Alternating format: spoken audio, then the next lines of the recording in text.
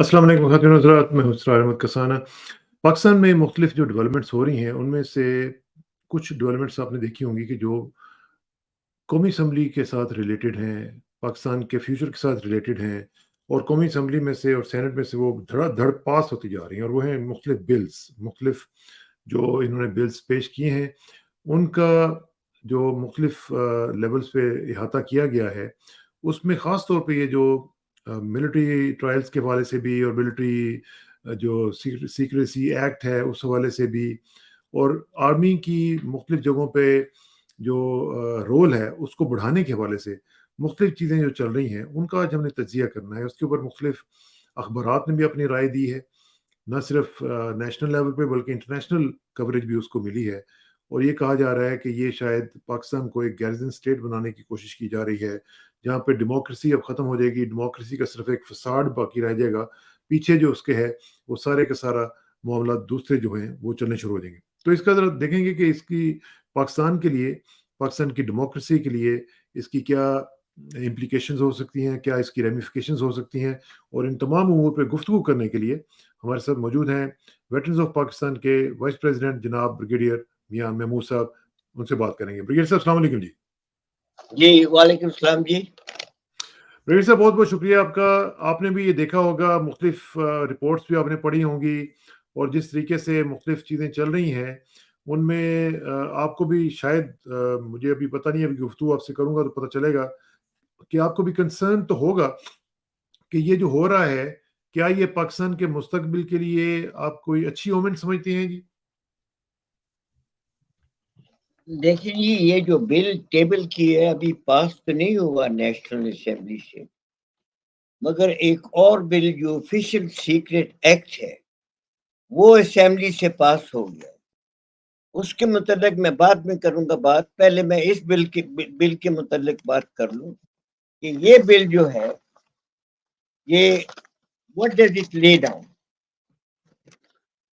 یہ بل کہتا ہے کہ Pakistan army may upon direction or with the concurrence of the relevant authorities of the appropriate government in the prescribed manner directly or indirectly carry out activities related to inter alia national development and achievement of national or strategic interests. The proposed section states that all such activities already undertaken shall be deemed to be and always to have been validly done under this act, retrospectively giving legal cover to the past activities. And the next thing is کہ یہ جو بات کرتے ہیں national development and advancement of national or strategic interests, there is no definition, explicitly define the term, to define the term national development and advancement of national. It is a very vague thing. That means کہ army اس بل کے ساتھ اگر یہ پاس ہوتا ہے تو army جو بھی چیز ہے اس میں انٹرفیئر کر سکتی ہے، مگر جیسا کہ میں نے کہا کہ فی الحال تو یہ بل ابھی اپروو نہیں ہوا، جو میری انفارمیشن ہے، مگر جو بل اپروو ہو گیا ہے دوسرا وہ ہے آفیشیل سیکرٹ ایکٹ۔ اس کے اندر آئی ایس آئی جو ہے وہ کسی آدمی کو بغیر کسی وارنٹ کے، بغیر کسی کے کوئی کسی وجہ سے اس کو اٹھا کے لے جا سکتی ہے، بلکہ اسپیسیفکلی یہ جو ویٹرنز ہیں اس کے اوپر بھی یہ اپلیکیبل۔ اب یہ دو بل جو ہیں یہ کیا سوچ انڈیکیٹ کرتے ہیں جی؟ وہ یہ فوج کی وہ سوچ انڈیکیٹ کرتے ہیں، یہ جو فوج ہے یہ ہر معاملے کو کنٹرول کرنا چاہتی ہے۔ کوئی جو بھی ایلیمنٹس ہیں اس وقت پاکستان کی جو بھی ایکٹیویٹیز ہیں، اکنامک ایکٹیویٹی لے لیں، ایگریکلچرل ایکٹیویٹی لے لیں، اور اگر یہ جو ہے اسپائنگ سسٹم کے جس کو مرضی اٹھا کے لے جائیں، تو یہ ایک سوچ ظاہر کرتی ہے، اور اس سوچ سے جو نتیجہ نکلتا ہے کہ یہ it is the most comprehensive institutional transfer of power to the military in generations. Army's role codified in economy, legal impunity granted to all its commercial and political activities, military courts are strengthened, COS granted unlimited power. Pakistan's democratic experiment is over as far as if this bill is through. تو ابھی اس بل کے متعلق میں اتنا ہی فی الحال کہنا چاہتا ہوں کہ یہ جو بل ہے یہ آرمی کو اتنی پاور دے دے گا کہ وہ جس چیز میں چاہیں وہ انٹرفیئر کر سکتے. اب ہم نے اس ملک میں 4 مارشل لا دیکھے جس میں کہ آرمی نے ڈائریکٹلی اس ملک کو کئی سالوں تک گورن کیا ہے. اب 4 سالوں کا اگر آپ مطالعہ کریں تو کیا انہوں نے اس پیریڈ میں اچیو کیا. اس کے متعلق مجھے وہ ایک جو جنرل ضیاء کا جو تھا مارشل لا اس کے لیے ایک کانفرنس ہوئی تھی کور کمانڈرز کی. اس میں میجر جنرل عبداللہ ملک جو chief of the general staff تھے وہ بھی اس میں موجود تھے. اور جب ضیاء نے کہا کہ ہم مارشل لا کا سوچ رہے ہیں سارے کور کمانڈرز نے متفقہ ہو کے اس کو سپورٹ کیا. عبداللہ ملک واحد آدمی تھا جس نے کہا اس نے کہا جناب we have seen the 2 previous martial laws. I just want to ask you all what did they achieve کہ آج آپ پھر مارشل لا کی بات کر رہے ہیں. He says in fact they left more problems in the wake of it what they set out to put right. So that in essence describes کہ آرمی کا جو مارشل لا ہے جتنے بھی مارشل لا ہیں انہوں نے کیا اچیو کیا.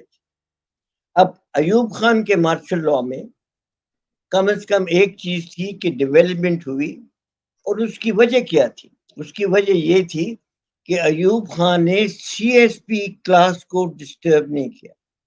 اس نے بلکہ ان کو اور بیکنگ دی اور ان کو بلکہ زیادہ مضبوط کیا جس کی وجہ سے وہ ساری ڈیولپمنٹ ہوئی. مگر کام جو ہے یہ سول سرونٹس ہی کر سکتے ہیں, یہ آرمی کا کام نہیں ہے. ابھی دیکھیں ایوب خان کے زمانے میں وہ ڈیولپمنٹ پلان بنایا گیا تھا, وہ ڈیولپمنٹ پلان کوریا نے کاپی کیا اور اس کو امپلیمنٹ کیا اور کوریا کہاں پہنچ گیا. ہماری بدقسمتی یہ کہ پلان تو ہم نے بڑا اچھا بنا دیا مگر اس کے اوپر عمل نہیں ہم نے کیا. تو اس لیے یہ سول سرونٹس ہیں, I think they are critical actually to the functioning of a government. It is the heart of the government. جب پاکستان بنا تھا تو 85 یا 86 صرف یعنی کہ ICS اور انڈین آڈٹ اکاؤنٹ کے آفیسرز آئے تھے. ان کی اتنا یعنی کہ انٹیلیجنٹ تھے, اتنا ان کا ایکسپیرئنس تھا کہ اس نے یہ ملک جب شروع کیا تو بڑے آرام سے بڑی آسانی کے ساتھ بغیر کسی وسائل کے انہوں نے اس ملک کو شروع کیا اور ملک کے جو حالات تھے انہوں نے انڈر کنٹرول رکھے اور بہت اچھے ہو. تو اس لیے بیسیکلی جو میری سمجھ ہے وہ یہ ہے کہ اگر ہم نے فوج میں کہنے میں اس ملک کی گورننس کو ٹھیک کرنا ہے تو ہم نے سول سرونٹس کو اسٹرانگ کرنا ہے. اور اسی طرح ایگریکلچر کی ہم بات کرتے ہیں. میں صرف 2 مثالیں دینا چاہتا ہوں. ایک مثال ہے ڈاکٹر ظفر الطاف, وہ سیکریٹری فوڈ اینڈ ایگریکلچر.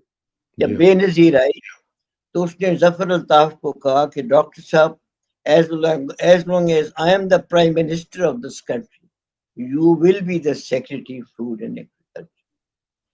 3 سال تک گورنمنٹ رہی. 3 سال تک ظفر الطاف جو تھا وہ سیکریٹری فوڈ اینڈ ایگریکلچر رہا اور 3 سال میں اس نے ایگریکلچرل گروتھ 11.5% دی اس کو, یعنی کہ نہ اس سے پہلے نہ اس کے بعد کبھی 11.5% گروتھ ہوئی. اس کی 2 میں مثالیں دیتا ہوں. ایک وہ کنولا کراپ جو تھی وہ انٹروڈیوس کرنی تھی پاکستان میں. جتنے بھی تھے ایگریکلچرل ایکسپرٹ PhD وہ سارے جو تھے دے سیڈ کہ یہ کراپ پاکستان میں نہیں ہو سکتی کیونکہ یہ کینیڈین ورائٹی ہے اور یہ پاکستان کے کلائمیٹ میں اور سوائل میں یہ سکسیسفل نہیں ہو سکتی. ظفر الطاف نے فوراً ان کو کہا ان کو کہا کہ اس کا جو جین ہے وہ بیسک دیسی سرسوں سے ہے، تو کیسے یہ پاکستان میں سکسیسفل نہیں ہو سکتی. اور جب اس نے اپنے ایگریکلچرل ایڈوائس کے خلاف اس نے وہ انٹروڈیوس کی، بالکل سدرن پنجاب میں اتنی اچھی کنولا کراپ ہوئی کہ لوگ بڑے خوش تھے. دوسری میں مثال دینا چاہتا ہوں ویٹ کی، مطلب کہ ویٹ کی وہ اس وقت پیداوار پاکستان کی 17 18 19 من کے قریب رہتی تھی جی پر ایکڑ. تو میں نے ان سے پوچھا، میں نے کہا جی یہ کیا پرابلم ہے؟ اس نے کہا جی بڑی سمپل پرابلم ہے کہ ہماری ویٹ کی سوئنگ جو ہے یہ جا کر نومبر دسمبر میں ہوتی اور یہ بڑی لیٹ ہوتی. اس نے پھر ویٹ پہلے اس نے کاٹن کی وہ ورائٹیز انٹروڈیوس کی جو کہ ارلی سوئنگ تھی اور ارلی میچورنگ تھی، اور ویٹ کو وہ لے کے آیا ان دا منتھ آف اکتوبر. اس کے بعد فوراً ویٹ کی جو تھی گروتھ وہ 40% تک 40 مونٹ پر ایکڑ ہو گئی. میں نے یہ مثالیں صرف اس لیے دو دی ہیں کہ آرمی کا کوئی رول نہیں ہے اس ملک کی گورننس میں، نہ ان کا کوئی ایکسپیرینس ہے، نہ ان کا کچھ تجربہ ہے.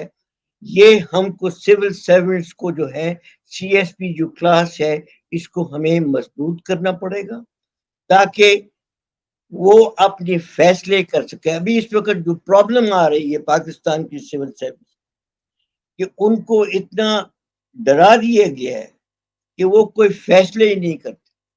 وہ سمجھتی ہے کہ نہ فیصلہ کرنا بہتر ہے بجائے اس کے کہ ہم کوئی فیصلے کریں، جس کی وجہ سے گورننس ٹھیک نہیں ہو رہی. اس میں کچھ مارشل لا کا بھی دخل ہے، انہوں نے بھی انٹیمیڈیٹ کیا سی ایس پی کو، بٹ سب سے زیادہ جو کیا نام ہے نقصان سی ایس پی کلاس کو دیا گیا وہ نواز شریف کی گورنمنٹ نے. اس نے اس سی ایس پی کلاس کو اپنے پولیٹیکل پرپس کے لیے استعمال کرنے کی کوشش کی، استعمال کیا. وہ سارے جتنے بھی تھے وہ پولیٹیکل الائنمنٹ ہو گئی. ابھی جس طرح بھی آپ نے ذکر کیا ڈاکٹر ظفر الطاف صاحب کا، آپ ذرا یاد ہے نا آپ کو کہ ان کے ساتھ پھر ہم نے کیا سلوک کیا اپنے ہیرو کے ساتھ؟ جی ظفر الطاف کا کیا کہا آپ نے؟ میں نے کہا کہ ڈاکٹر ظفر الطاف صاحب کا آپ نے ذکر کیا کہ کیسی کیسی انہوں نے ہمیں زبردست کامیابیاں دلوائی ہیں، ان کے ساتھ ہم نے سلوک کیا پھر بعد میں، یاد ہے نا آپ کو؟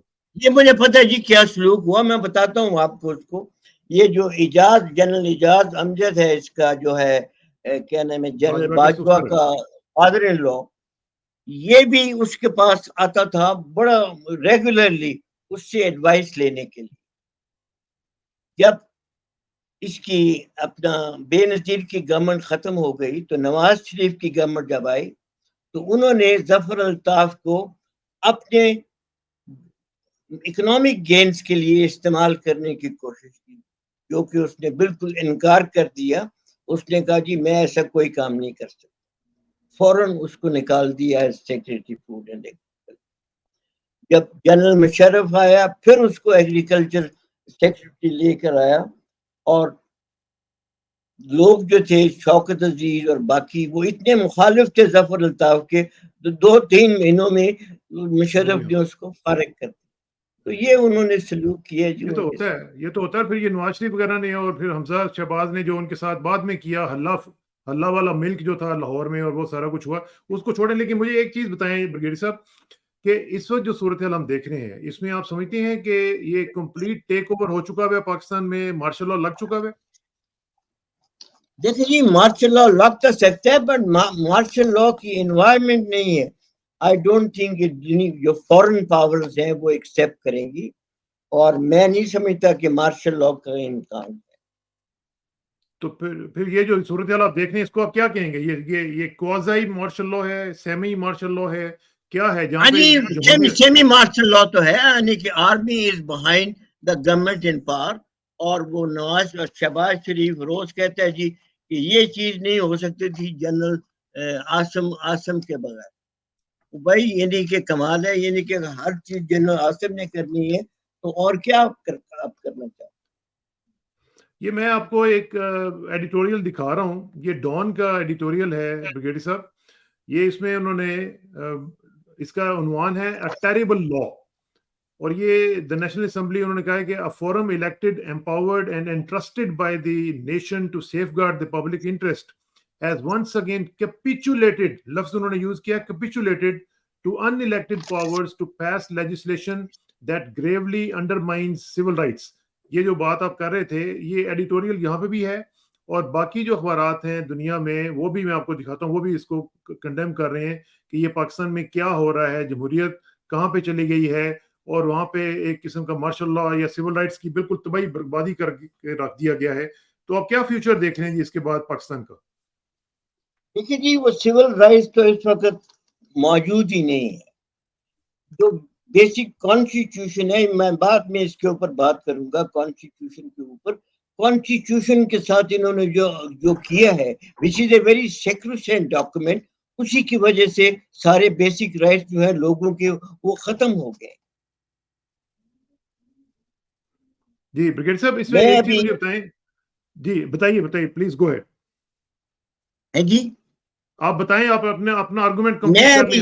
میں ابھی نیکسٹ پوائنٹ پہ آنا چاہتا ہوں. اگر آپ اس کے اوپر، میرا خیال میں ہم نے کافی ڈسکشن کر لی ہے اس کے اوپر. جی پلیز میں نیکسٹ پوائنٹ پہ آنا چاہتا ہوں جی کہ میں نے لاسٹ وی لاگ میں کہا تھا کہ ہمارا جو کورس ہے فرسٹ پی ایم میں لانگ کورس، ہم نے ایک ایسا وہ ایگزامپل سیٹ کی leading the troops from the front, جو آج بھی اس فوج میں موجود ہے اور فوج کی سب سے بڑی طاقت ہی وہ ہے. میں تھوڑی سی اس کی وضاحت کرنا چاہتا ہوں. جب میں کہتا ہوں ہمارا course first P M A long course, تو ہم کورس میں 62 آفیسرز، اور ہمارے کورس میں ایک نشان 65 کی لڑائی میں ایک نشان حیدر، 3 ستارہ جرت. اسکواڈرن جو میں کمانڈ کر رہا تھا اس کے 4 ستارہ جرت ان کو ملے.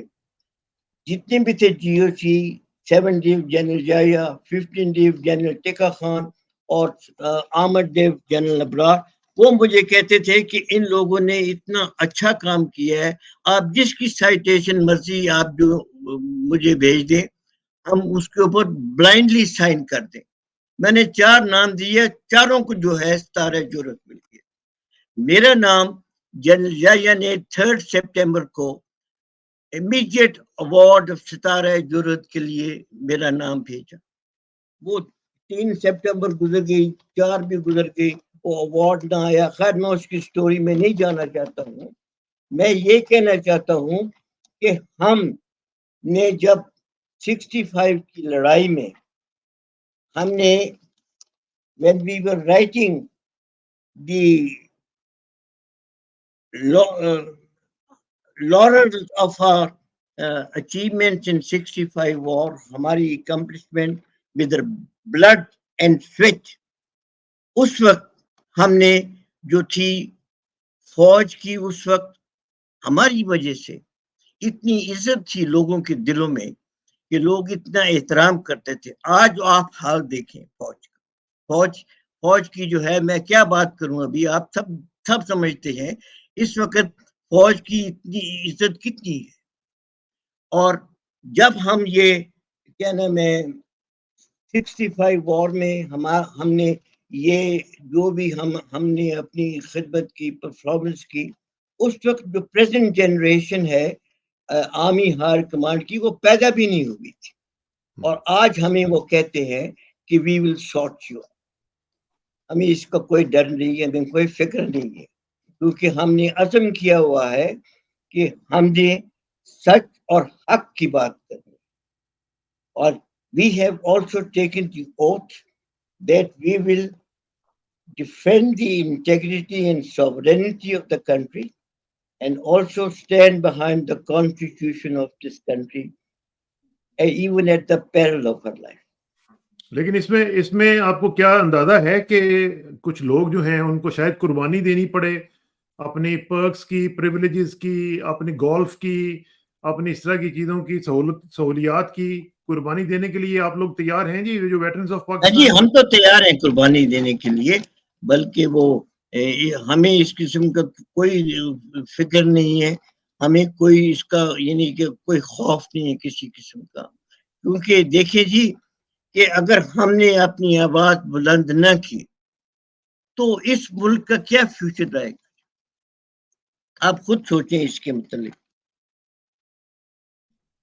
بریگیڈیئر صاحب اس وقت جو آپ کے پاکستان کے جو حالات نظر آ رہے ہیں اس میں دیکھیں معیشت جو ہے وہ تباہ و برباد ہو چکی بھی ہے، سیاسیات ختم ہو چکی بھی ہیں، معاشیات ختم ہونے کے ساتھ ساتھ معاشرت ختم ہو گئی ہے، لوگوں کا کانفیڈنس لیول اتنا برا ہو چکا ہے کہ لوگ پاکستان سے بھاگنا چاہ رہے ہیں. میں جس سے بھی بات کرتا ہوں وہ مجھے کہتا ہے کوئی طریقہ بتائیں یہاں سے ہم نکل سکیں. تو اس صورتحال میں آپ کیا وہاں پہ کر سکتے ہیں؟ کس طریقے سے اس آن سلاٹ کو روکا جا سکتا ہے جی جو اس وقت چل رہا ہے؟ دیکھیں جی، معیشت کی جو حالت ہے اور اس وقت ملک کے جو حالات ہیں وہ سب کے سامنے ہے، وہ کوئی چھپی ہوئی بات نہیں ہے، بلکہ ہم اپنی اندرونی معیشت اور کیا نام ہے جو اس وقت ملک کے حالات ہیں اس کے متعلق ٹھیک ہے وہ سب کو پتہ ہے، ہمیں کو ریپیٹ کرنے کی ضرورت نہیں ہے. بٹ میری نظر میں یعنی کہ اس کے ساتھ ساتھ یہ جو بیرونی جو طاقتیں ہیں ان کی جو اندرونی جو سوچ ہے جو کہ بدنیتی پر مبنی ہے اور کیا نام ہے وہ نہایت خوفناک سوچ ہے، وہ اس وقت is emerging in the form of foreign convergence of the ignoble designs of India and the USA. دوسری چیز اس کی ہے کہ جب جوائنٹ اسٹیٹمنٹ دی گئی تھی اس کی مودی کی وزٹ کے اوپر جی جی تو اس میں جو لینگویج استعمال کی گئی تھی وہ اتنی انٹیمیڈیٹری تھی. It was a direct threat to Pakistan and it was a reflection of the affinity of the Saffron Brigade of the Indians with the American global designs.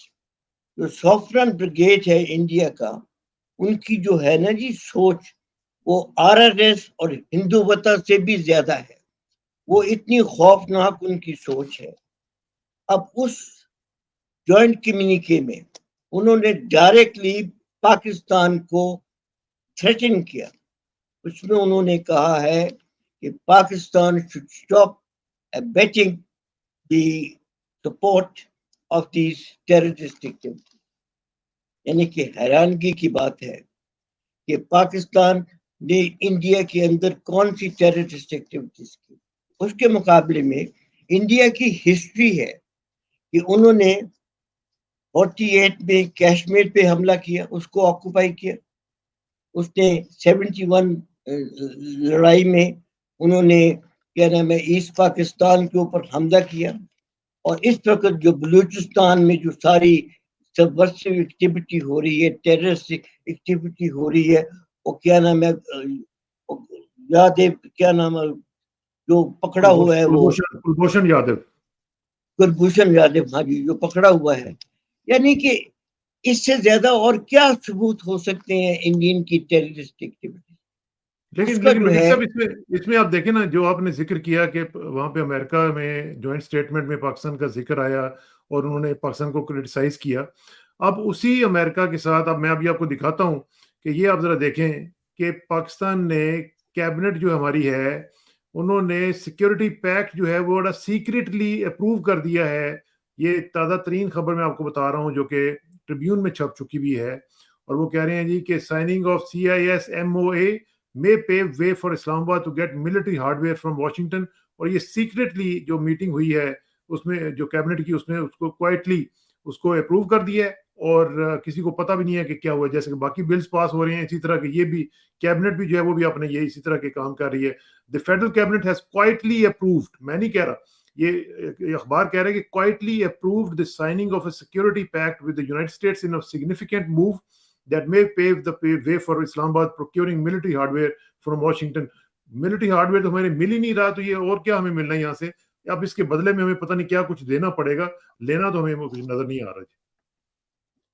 دیکھیے یہ جو گورنمنٹ ہے اس وقت جو کہ جنرل باجوہ انسٹال کر کے گیا ہے، they are acting entirely on the instruction of America.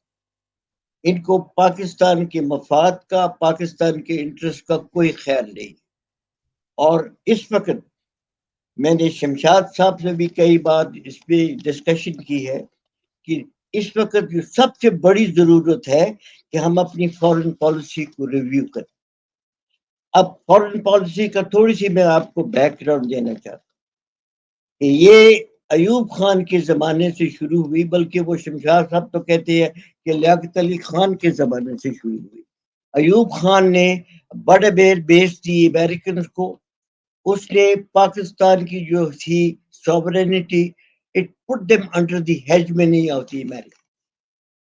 اب اس کے بعد نیکسٹ اسٹیج جب آئی کہ جب رشین ٹروپس آئے افغانستان کے اندر، اس وقت پاکستان نے کتنی سپورٹ کی امریکنز کی. میں آپ کو تھوڑی سی ایک بات کرنا چاہتا ہوں کہ جو 65 افغانستان میں جو لڑائی تھی سوویٹس کے ساتھ، اس کو 2000 بندے تھے. کچھ general Babar with the approval of prime minister Bhutto لے کر آیا تھا پاکستان میں افغانستان. یہ 2000 بندوں میں گلبدین حکمت یار، پروفیسر رحمانی، پروفیسر ربانی،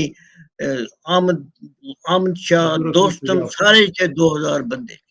ان کو ٹرین کیا اور انہوں نے جب پہلا آپریشن لانچ کیا پکتیا پروونس میں، تو سردار داؤد بھاگتا ہوا آیا پاکستان کہ جی I am ready to accept Durand line as the international border and there is no more problem of Pakhtunistan, I am ready to sign an agreement. وہ خیر ضیاء نے وہ اگریمنٹ نہیں کیا، وہ دوسری چیز ہے. ضیاء نے کو کر دیا، اس نے وہ اگریمنٹ نہیں کیا.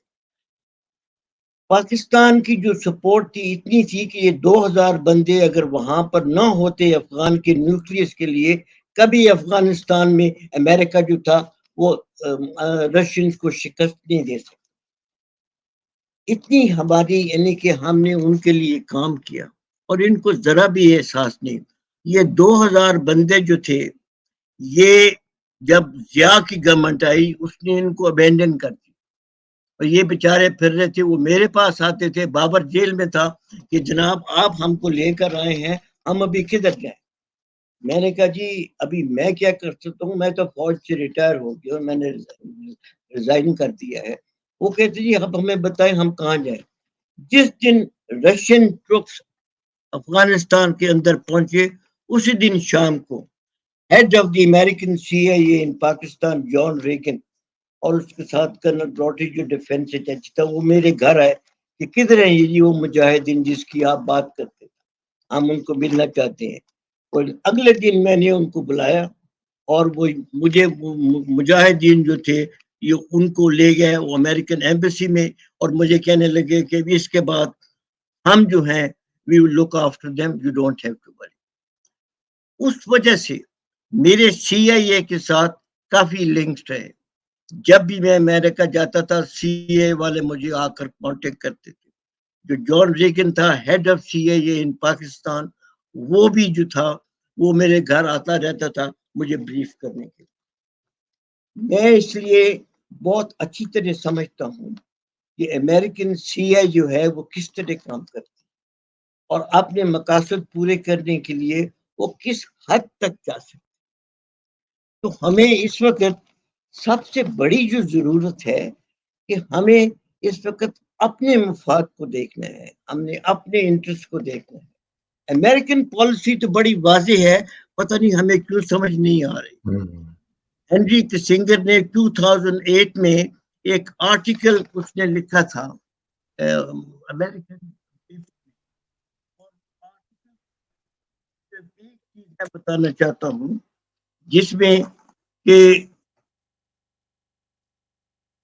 اس نے لکھا ہے most critical is Pakistan is a neutral country.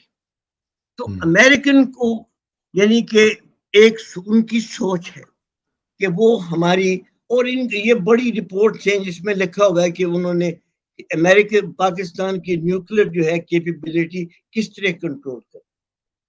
اور اس وقت جو پاکستان کے اندر ہو رہا ہے وہ آپ دیکھیں کہ امریکن چاہتے ہیں کہ ایک بالکل کمزور گورنمنٹ ہو جس کو امریکہ ڈکٹیٹ کر سکے اور امریکہ اپنی پالیسی جو ہے وہ پاکستان میں امپلیمنٹ کر سکے. اور میں یہ بھی کہنے کے لیے تیار ہوں کہ اگر ہم نے امریکنز کی اس پالیسی کو امپلیمنٹ نہیں کیا تو وہ پاکستان کے ٹکڑے کرنے کے لیے بھی تیار. ان کی سوچ جو ہے, جو سی آئی کی جو سوچ ہے, امریکن گورنمنٹ کی جو سوچ ہے, وہ اس کہنے میں they can go to even this extreme extent. ٹھیک ہے, تو اگر اس طرح کی جو صورتحال ہے تو اس میں تو پھر آپ کو ایک اسٹرانگ گورنمنٹ چاہیے جو کہ اپنے مفادات کا ان کو حفاظت کر سکے اور پاکستان کی سوورنٹی جو ہے اس کو میک شور کر سکے کہ اس کو سیف گارڈ کیا جا سکے. تو اس طرح کی گورنمنٹ جو بھی آپ نے کہا کہ یہ امریکن ایک ٹاؤٹ گورنمنٹ ہے, تو اس کے ہوتے ہوئے تو پھر آپ کی سوورنٹی جو ہے وہ خطرے میں ہی رہے گی. اسرار صاحب, ہمیں بالکل ایک مضبوط گورنمنٹ کی ضرورت ہے, اور اس کے علاوہ ہمیں یہ بھی ہماری ضرورت ہے کہ پاکستان کے عوام جو ہیں وہ اس گورنمنٹ کے پیچھے کھڑے. اس وقت جو ہے پاکستان کے عوام وہ گورنمنٹ کے بالکل ایک تصادم ہے آپس میں, گورنمنٹ کا اور پاکستان کے عوام. ان حالات میں ہم ان جو ہمیں ایکسٹرنل اور انٹرنل تھریٹس ہیں اس کا مقابلہ ہم کیسے کر سکتے ہیں. اور اوپر سے برگیڈ صاحب یہ جو بھی اس کے بعد ہم جو دیکھ رہے ہیں, اس کے بعد جو کیئر ٹیکر سیٹ اپ آنے والا ہے جو کہ سو کالڈ کیئر ٹیکر ہوگا, اور لگتا ہے کہ یہ انتخابات کروانے کا کوئی ارادہ بھی نہیں ہے ان کا, تو پھر اس کے اندر آپ کیا صورتحال بنتی ہوئی دیکھیں گے کہ جس میں نہ انتخابات ہوں گے نہ جمہوریت ہوگی, اور صرف آرمی کا رول ہوگا, جس طرح وہ چاہیں گے وہ ان کو ڈکٹیٹ کریں گے, اور سامنے ان کا چہرہ ہوگا, پیچھے وہ ہوں گے. دیکھیے جی, انٹرم گورنمنٹ جو بھی آتی ہے کیئر ٹیکر گورنمنٹ, وہ ہماری تو یہ اس وقت خواہش ہی ہے کہ وہ ایک آ کر صاف اور فری اینڈ فیئر الیکشن جو کرائے. اس کے متعلق میں آپ کو تھوڑا سا بتانا چاہتا ہوں. میں جنرل جہانگیر کرامت سے ملا تھا لاہور, کچھ ہفتے ہو گئے. انہوں نے مجھے بتایا کہ جنرل عاصم منیر لاہور آئے, انہوں نے فون کیا جنرل جہانگیر کرامت کو کہ جی میں ریکویسٹ کرتا ہوں کہ آپ میرے پاس آئیں اور تاکہ میں آپ سے کوئی ایڈوائس لینا چاہتا ہوں. تو جب جنرل جہانگیر کرامت گئے ملنے کے لیے تو وہ مجھے کہہ رہے تھے کہ میں نے ان کو کہا کہ ایک ہی حل کہ آپ پاکستان میں فری اینڈ فیئر الیکشن کریں اور بیک گراؤنڈ میں چلے جائیں. اس کے علاوہ اور کوئی حل نہیں ہے اس پریزنٹ پرابلم. اب بیک گراؤنڈ میں جانے کی میں ایک اور بات کرنا چاہتا ہوں کہ دیکھیں, جب میں نے بتایا تھا کہ 65 وار میں فوج کی اتنی عزت تھی, آج جو حالات دیکھیں وہ ایک تصادم ہے فوج کا اور آرمی کا, ایک آمنے سامنے کھڑے ہیں. عزت جو ہے یہ عمل سے حاصل ہوتی ہے. یہ جو آپ جو خدمت کرتے ہیں, جو آپ اپنا پاکستان کی سپورٹ کے لیے جو آپ عمل کرتے ہیں, اس سے حاصل ہوتی ہے. وہ ایک جنرل طارق نے بڑا اچھا آرٹیکل لکھا تھا کہ یہ rent a crowd and this orchestrated demonstration جو اس وقت 2.5 مہینے سے پاکستان میں ہو رہی ہیں 9 مئی کے علاوہ, اس سے عزت حاصل نہیں ہو سکتی. عزت جو ہے اگر آرمی اپنا جو عمل جو ہے وہ ٹھیک کرے گی, ضروری ہے کہ لوگ عزت کریں. تو سب سے پہلی جو ہمیں جو ضرورت ہے کہ ہم آرمی جو ہے وہ اپنا جو ہے رول وہ اپنے کہنے میں دائرے کے اندر رہ کے پورا کریں. اور اس وقت سب سے بڑی جو ضرورت ہے وہ ملک کی جو سیکیورٹی کو ایکسٹرنل تھریٹ ہے, اس کے لیے ہم تو بلکہ اپیل کریں گے, بلکہ میں نے جنرل جہانگیر کرامت سے بھی کہا, میں نے کہا آپ جتنے بھی 4 اسٹار جنرلز ہیں, why don't you go to General Asim Munir and tell him کہ یہ ایکسٹرنل تھریٹ جو پاکستان کو اس وقت جو ہے آپ اس کے متعلق تو سوچ نہیں رہے. آپ تو بات کر رہے ہیں ایگریکلچر کی، اکنامک ڈیولپمنٹ کی، منرل ڈیولپمنٹ کی.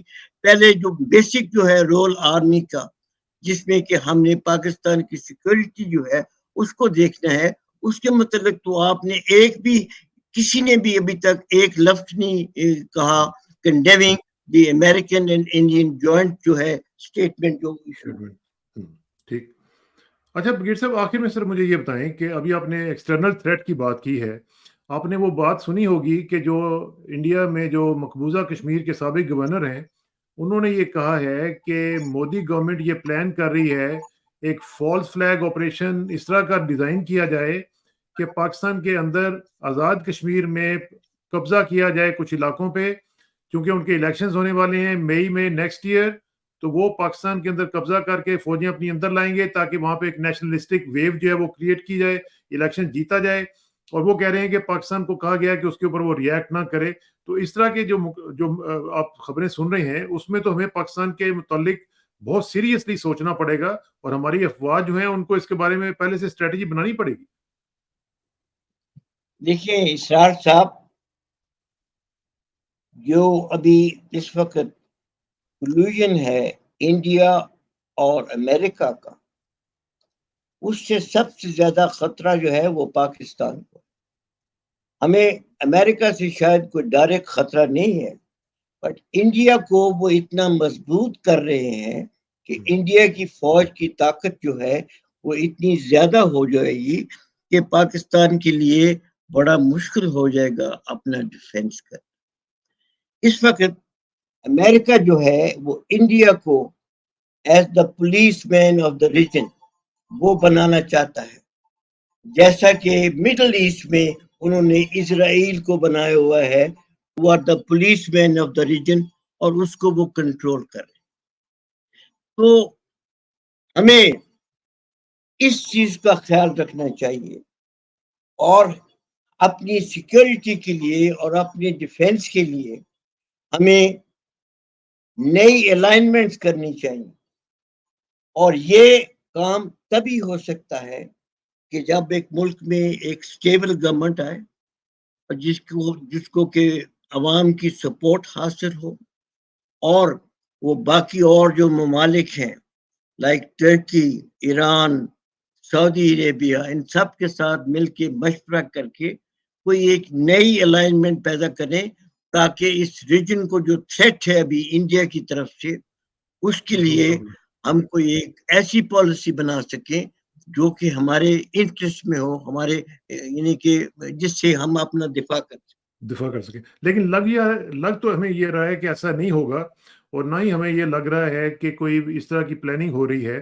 ہمیں تو یہ لگ رہا ہے کہ عمران خان کو ایک ٹارگٹ بنا لیا گیا ہے، اس کو ہر حال میں ختم کرنا ہے یا ریموو کرنا ہے یا اس کو کوئی نہ کوئی مائنس کرنا ہے، تاکہ اس کے بغیر سارا سیٹ اپ جو ہے اس کو ری ڈیزائن کیا جائے، جس میں وہ شخص نہ ہو، نہ اس کی پارٹی ہو، باقی عوام جائیں بھاڑ میں جہاں پہ جاتے ہیں.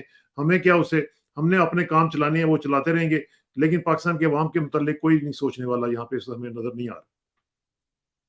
نہیں، بالکل ٹھیک ہے کہ پاکستان کے عوام کی، یا پاکستان جو ایز اے کنٹری ہے جی، اس کی فکر نہیں ہے کہ پاکستان، یعنی کہ میں نے بات کی تھی کہ جب ہم نے قائد اعظم نے ہمیں خواب دیا تھا پاکستان کا، جی ہم نے اس خواب کو اچیو کرنے کے لیے سٹرگل کی اور پاکستان بنایا.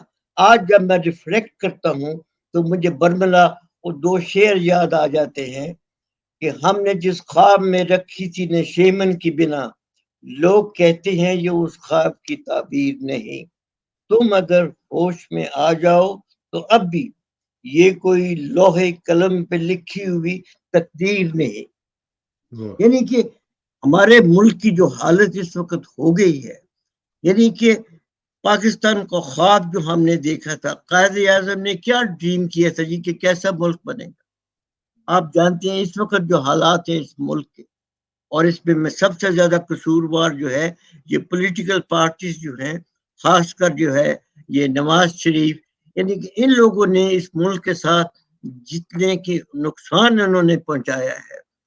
اور کیا نام ہے، ایون پی کہ بھٹو نے اس ملک کو کانسٹیٹیوشن دیا، اور وہ متفقہ کانسٹیٹیوشن تھا، اور شرم نہیں آتی اس کو بلاول بھٹو کو کہ پرواہ ہی نہیں ہے اس کو کانسٹیٹیوشن فلاؤٹ ہو رہا ہے، کانسٹیٹیوشن کی وہ بالکل یعنی کہ کوئی throwing it as a piece of paper جی. اور وہ اس کے نانے نے جو تھا وہ بنایا تھا کانسٹیٹیوشن متفقہ، ساری پارٹیز نے کہنا مل کے بنایا تھا. تو ملک کے حالات تو یہ ہیں، اور ان حالات سے ابھی نکلنے کا ایک ہی طریقہ ہے کہ جیسا کہ وہ ہے کہ تم اگر ہوش میں آ جاؤ تو اب بھی یہ کوئی لوہے قلم پہ لکھی ہوئی تقدیر نہیں، ہمیں ہوش میں آنے کی ضرورت ہے. بے شک بالکل صحیح فرما رہے ہیں آپ، اور ہمیں ہوش میں آنے کی ضرورت ہے. اگر ہم ہوش میں نہ آئے تو پھر ہماری داستان بھی داستانوں میں نہیں رہے گی، اور ہمیں یہ اس کے بارے میں سوچنا چاہیے. ہاں، تو بہت بہت شکریہ بریگیڈ صاحب، انشاءاللہ آپ سے رابطہ رہے گا اور ہم اس کے اوپر گفتگو کا سلسلہ جاری رکھیں گے. اور یہ جو آپ نے نوحہ پڑھا ہے اس میں آپ کے ساتھ پوری قوم اس وقت شریک ہے، اور لوگ سمجھ رہے ہیں کہ یہ کیا ہو رہا ہے ہمارے ساتھ، کیونکہ ان کے بس میں تو کچھ نہیں ہے. جو ان کے پاس میں تھا ووٹ تھا، اب ووٹ کی بھی ان کو اجازت نہیں مل رہی، تو وہ کیا کریں گے؟ پھر وہ ظاہر ہے اسی طرح کے دھماکے ہوں گے، اسی طرح پاکستان کے اندر سے انریسٹ ہوگی، لوگ باہر نکلنے کی کوشش کریں گے. لیکن اس پہ انشاءاللہ سلسلہ گفتگو جاری رہے گا. ذرا اس کے متعلق میں ایک بات کرنا چاہتا ہوں جی جی پلیز. کہ کچھ ہفتے ہوئے ہیں امریکن سے چند ڈاکٹرز آئے تھے، جس میں ڈاکٹر نصر شاہد جو تھے وہ بھی ان کے ساتھ تھے، وہ ان کے لیڈر تھے. ہماری ان کے ساتھ بڑی ڈیٹیل ڈسکشن ہوئی، اور وہ بھی حالات کو جو ہیں وہ سمجھتے ہیں، اور ان کا خیال تھا کہ اگر پاکستان میں فری اینڈ فیئر الیکشن نہیں ہوتی تو اس کے لیے یہ ضروری ہوگا کہ وہ 1000 جو ہیں Pakistani who are living abroad ان کو پاکستان میں لے کے آئیں گے. ابھی مجھے تھوڑے دن ہو گئے ان کا فون بھی آیا تھا کہ انہوں نے ڈیٹ فکس کی ہے 10 سپٹمبر. کہ 10 سپٹمبر کو اگر حالات پاکستان کے ٹھیک ہیں تو ٹھیک ہے، اس کے متعلق پھر ہمیں کچھ اور ڈیمونسٹریشن کرنے کی ضرورت نہیں ہے. مگر اگر 10 سپٹمبر تک ہم سمجھیں کہ حالات ٹھیک نہیں ہیں، اور جو ہے جو کیئر ٹیکر گورنمنٹ بن رہی ہے اس کا کوئی ارادہ نہیں ہے الیکشن کرنے کا، تو اس وقت ہمارے عوام کے لیے اور اس ملک کے لیے اور کوئی راستہ نہیں ہے کہ سارے عوام جو ہیں وہ سڑکوں پہ آئیں اور جو ہے پروٹیسٹ کریں. اور پروٹیسٹ ایسی ہونی چاہیے جس سے کہ یہ جو ہے جو بھی اس ملک کے جو حکمران ہوں ان کے دل میں خوف آنا چاہیے. اس کے علاوہ اور اس پوری تحریک کو ویٹرنز آف پاکستان لیڈ کریں گے.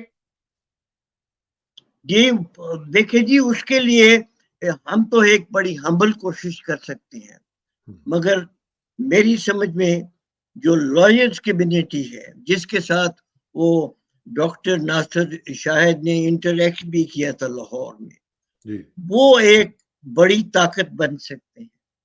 اور جب لائرز اور ہم جو ویٹرنز ہیں 1000 جو آئیں گے باہر سے پاکستانی، جب یہ سڑک پہ آئیں گے تو عوام بھی اس کے ساتھ مل جائیں گے، کیونکہ وہ پھر ان کو حوصلہ مل جائے گا.